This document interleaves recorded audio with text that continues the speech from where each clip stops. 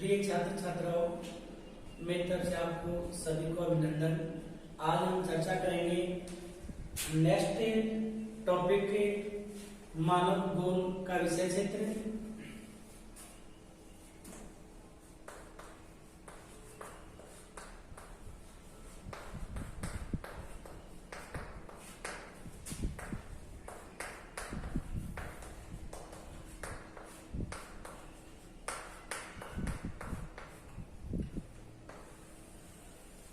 इसके अंतर्गत हमने पूर्व क्लास में हमने देखा था कि मानव भूगोल का जो विषय क्षेत्र है वो हंटिंगटन के अनुसार भौतिक दशाएं एवं मानवीय क्रियाएं जो हमने देखी थी। भौतिक दशाओं में धरातल, जल, वनस्पति, मृदा, खनिज आदि, और मानवीय क्रियाओं में प्राथमिक क्रियाएं, द्वितीय क्रियाएं, तृतीय क्रियाएं और चतुर्थ क्रियाएं। आज हम देखते हैं मानव भूगोल विषय क्षेत्र के मुख्य पहलुओं,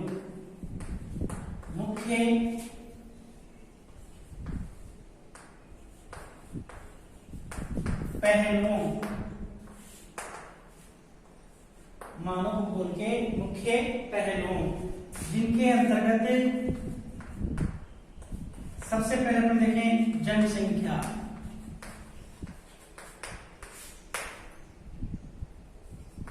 प्रदेश के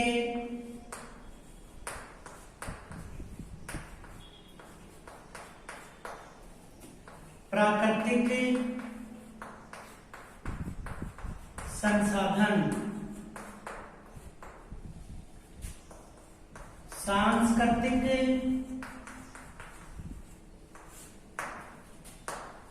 वातावरण,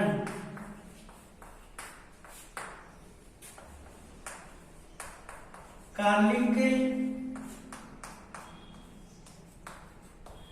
अनुक्रम,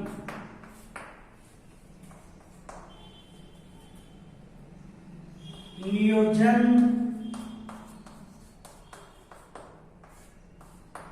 व प्रादेशिक संगठन,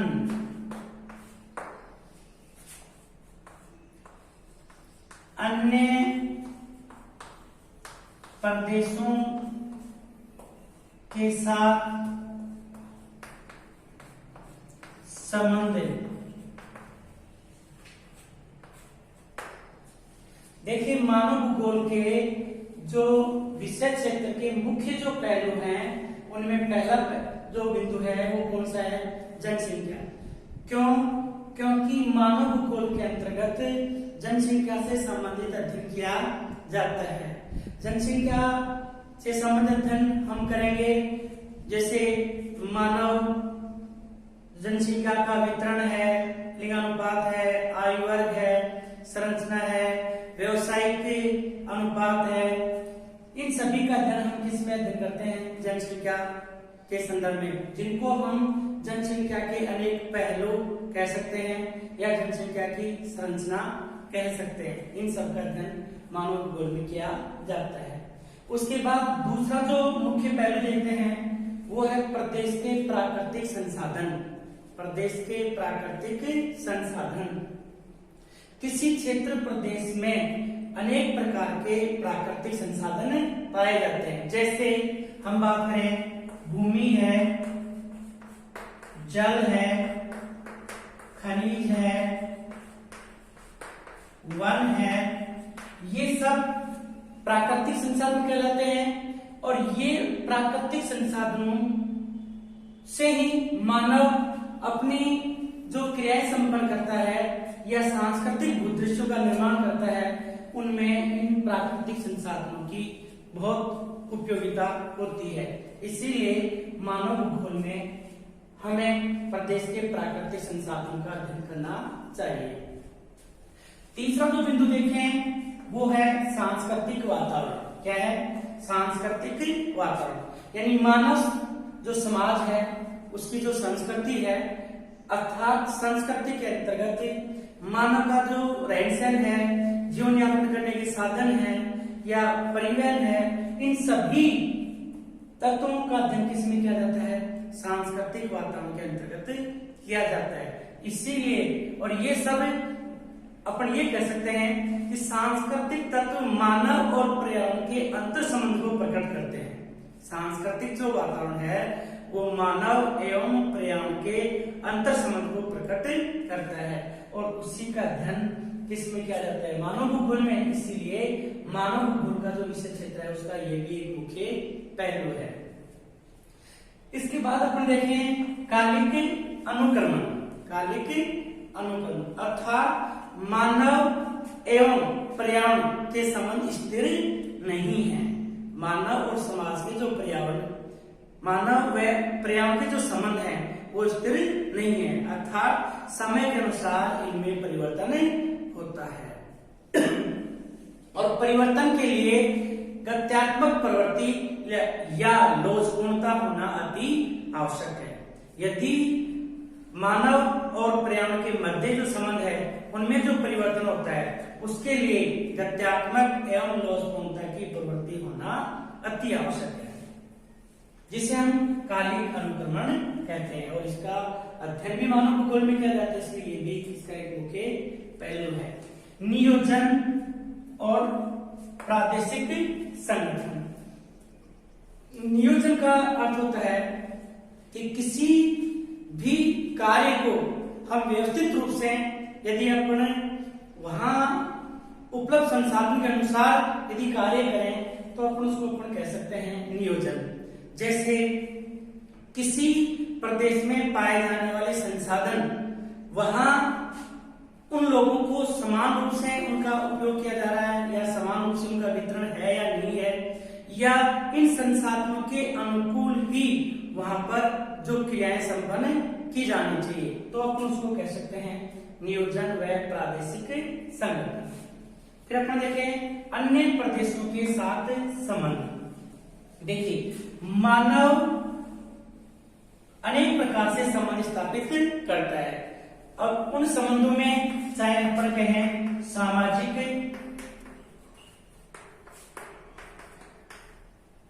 राजनीतिक, आर्थिक, सांस्कृतिक, अनेक प्रकार के संबंध मानव स्थापित करता है और ये संबंध यदि सकारात्मक रूप में होते हैं तो निश्चित है मानव अपना जीवन यापन सरलता से संभव कर सकता है। इसीलिए मानव भूगोल का ये भी एक मुख्य पहलू माना जाता है। इसके बाद हम चर्चा करें कि मानव भूगोल का विकास। इसके बारे में चर्चा करेंगे अपन मानव भूगोल का विकास। देखिए इस क्लास के अंतर्गत हम चर्चा करेंगे मानव भूगोल का विकास। वैसे तो पूर्व वीडियो में हमने पढ़ा था कि मानव भूगोल का विकास 18वीं शताब्दी में माना गया, लेकिन यदि हम प्रारंभ से इसके संदर्भ में जानकारी प्राप्त करें तो हमें पता है कि मानव भूगोल के अंतर्गत मानव संबंधी क्रियाकलापों का अध्ययन किया जाता है, जिससे ये स्वाभाविक है कि मानव भूगोल की उत्पत्ति जब पृथ्वी के धरातल पर मानव की उत्पत्ति हुई थी तभी से मानी जा सकती है। और इसी के विकास से संबंधित अध्ययन को हम निम्न कालों में से विभाजित कर सकते हैं, जैसे प्राचीन काल,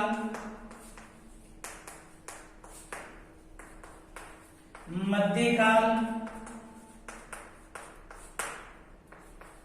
आधुनिक काल। आधुनिक काल, मध्यकाल और प्राचीन काल। हम चर्चा करते हैं प्राचीन काल के संदर्भ में। देखिए प्राचीन काल किसे माने, 12वीं शताब्दी से पूर्व का जो समय है, 12वीं शताब्दी से पूर्व का जो समय है उसको हम प्राचीन काल,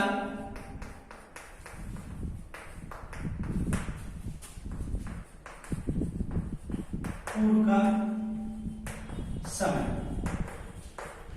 जिसे हम प्राचीन काल मान सकते हैं। और इस दौरान मानव भूगोल किस रूप में थी, तो देखिए इस दौरान मानव एक अन्योन्य जो क्रिया थी उससे वो अनभिज्ञ था, या एक दूसरे लोगों से उसका संपर्क नहीं था, या अपन ये कहें तकनीकी का स्तर बहुत निम्न था।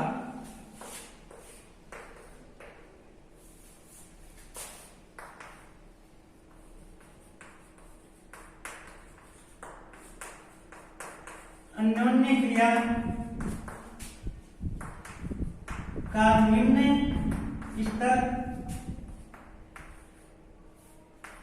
एक दूसरे से अनभिज्ञ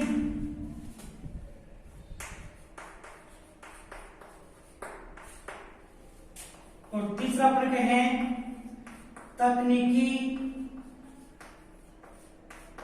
का स्तर निम्न। प्राचीन काल के दौरान जो मानव की सामाजिक जो अन्योन्य क्रिया थी वो निम्न थी, या ये कहें एक दूसरे से वो अनभिज्ञ थे, या तकनीकी का स्तर बहुत निम्न था, जिसके फलस्वरूप मानव पर प्रकृति का प्रभाव स्पष्ट देखा जा सकता है, या ये कहें कि प्रकृति की छाप थी। और यह प्रकृति विशेषकर प्राचीन कालीन अगर देशों की बात करें तो देखिए रोम, चीन, भारत और मिस्र, इन प्रदेशों में जो लोग निवास कर रहे थे उन पर प्रकृति का प्रभाव स्पष्ट देखा जा सकता है, और इसीलिए ये लोग प्रकृति को देवता के रूप में मानते थे या पूजा करते थे, जैसे सूर्य देव, अग्नि देव, या अपन कहें जल देवता या भूमि देवता। और इसी विचारधारा को अनेक विद्वानों ने स्पष्ट भी किया है, जैसे थेल्स, अरस्तु, हेरोडोटस,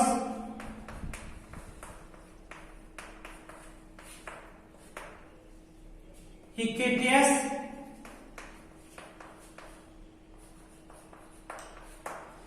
इन विद्वानों ने कहा कि प्राचीन काल में जलवायु वनस्पति एवं मानव समाज से संबंधित अध्ययन किया जाता था। थेल्स ने कहा कि जलवायु, वनस्पति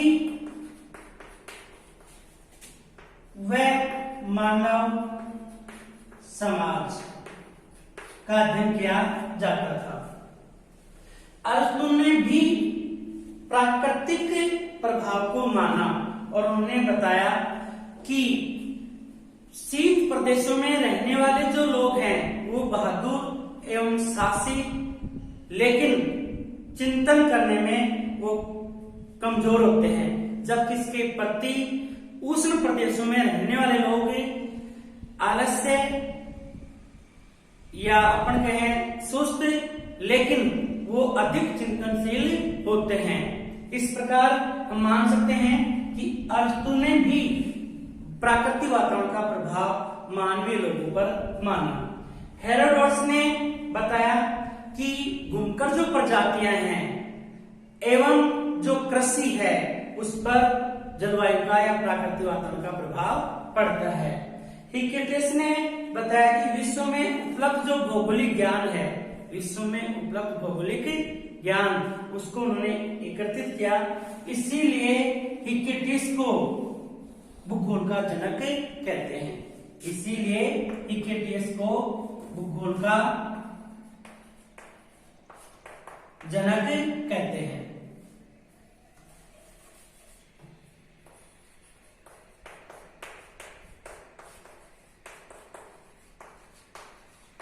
इससे पूर्व मैंने आपको बताया कि मानव भूगोल का जनक किसे कहेंगे? फ्रेडरिक रेडजेर को, और भूगोल का जनक किसे माना गया? हिकेटियस को। यह है प्राचीन काल। फिर बात करते हैं मध्यकाल के संदर्भ में। देखिए, लेकर 18वीं शताब्दी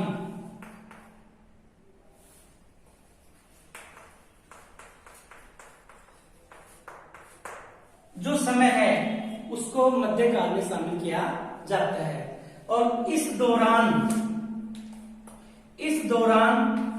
एक तो नाव का विकास,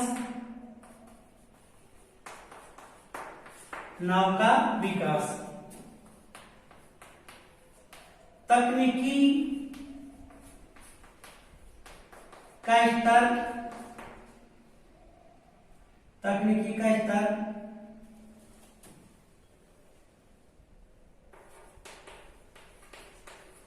बढ़ने से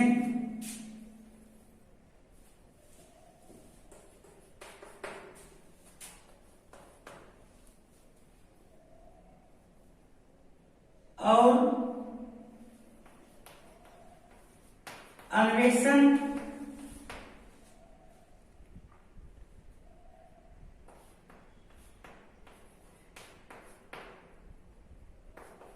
का विकास।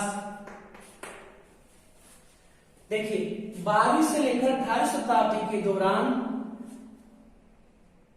मानव ने नाव का विकास किया, तकनीकी का स्तर बढ़ा, या अपनी ये कहें उसने अपनी कार्य करने की जो दक्षता है उसमें वृद्धि हुई, और अन्वेषण यानी नए नए क्षेत्रों की खोज की गई।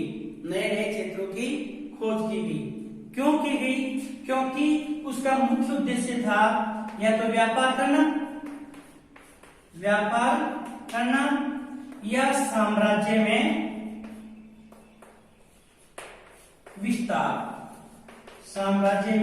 विस्तार करना। इसीलिए इस काल के दौरान ये नए उपागम विकसित होने से इस काल को हम मध्यकाल या खोजों का युग भी कह सकते हैं, क्योंकि इस दौरान व्यापार के उद्देश्य से या साम्राज्य विस्तार के लिए नए नए क्षेत्रों की खोज की गई। जैसे वास्को डी गामा ने 1498 में भारत की खोज की।